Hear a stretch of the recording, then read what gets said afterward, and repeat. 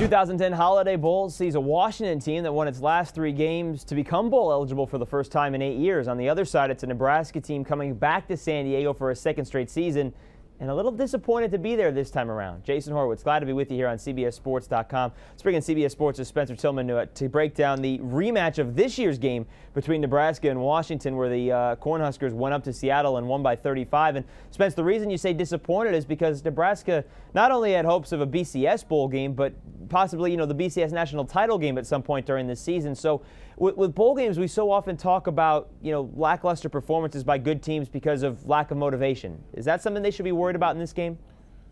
Well, it shouldn't be the case. Believe me, the way they've kind of limped into or will be limping into the Big Ten, they need to have some kind of motivation coming into this contest. This is a team that they've dominated in the past, as you mentioned, in the Open. They have a history of strength against them. They've always gotten after Jake Locker, and they're going to get familiar with them over the next year or so. I guess over the last 2 years, when you combine them, they will have met each other 3 times. So this is going to be a game where Bo Pelini needs to go in with momentum, because the disappointment in the Big 12 championship game was something that they didn't want to do headed into a new conference. Yeah, and a game that they blew a 17-0 lead against Oklahoma to wind up in the Holiday Bowl. Spence, on the other side for Washington, for Steve Sarkisian, just how big was it for them to get those last 3 wins, get back to a bowl game, and have the extra practices as he tries to rebuild this program? Well, it's absolutely huge for them. And when you unpack the way the Huskies got there, it wasn't pretty. It wasn't easy along the way. They got bowl eligible on the last 44 seconds of their game against Washington State 3 weeks ago.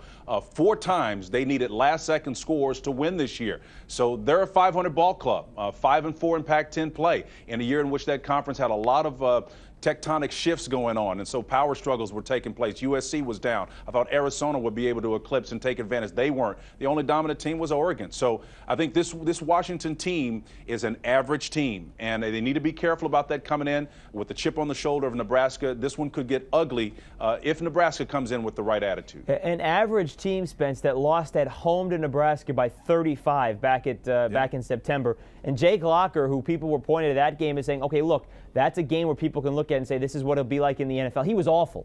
4 of 20. What changes may they be able to make so that he and the Huskies have a better ball game?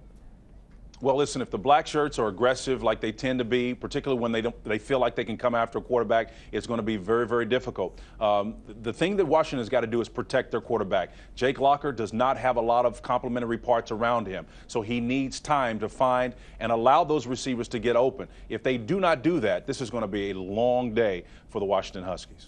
Flip it to the other side, and the freshman quarterback Taylor Martinez spent so much success at times this season, and then down the stretch, a lot of failure, a lot of struggles, and some injuries. He's had time to heal. Is this another big game for him against Washington?